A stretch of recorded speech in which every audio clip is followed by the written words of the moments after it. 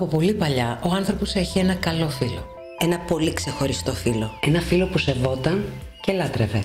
Κάθε μέρα ο φίλος αυτός διανύει πάνω από 100 χιλιόμετρα στην ανοιχτή θάλασσα. Συναγωνίζεται σκάφη και αν χρειαστεί σώζει ζωές.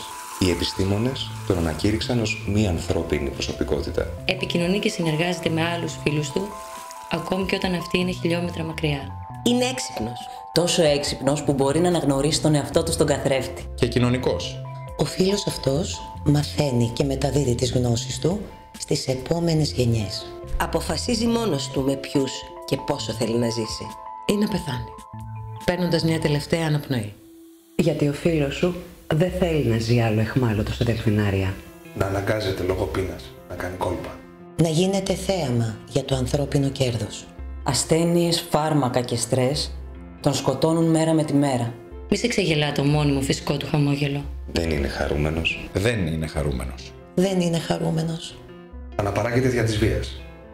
Και ακόμα κι αν γεννηθεί σε αιχμαλωσία, είναι δυστυχισμένος. Στις δεξαμενές των δελφιναρίων, η φωνή του επιστρέφει πίσω σε εκείνον, ως ηχό.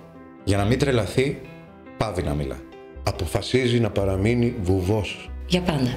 Φαντάσου τον εαυτό σου κλεισμένο σε ένα δωμάτιο με καθρέφτες όλη σου τη ζωή. Εσύ? Θα μπορούσες? Μην πηγαίνεις σε χώρους με αιχμάλωτα, άγρια ζώα. Μη συμμετέχεις άλλο στη δυστυχία. Μη συμμετέχεις άλλο στη δυστυχία. Μην αγοράζεις εισιτήριο. Μην αγοράζεις εισιτήριο. Βοήθα τον φίλο σου να ζεις ελεύθερος. Σε χρειάζεται.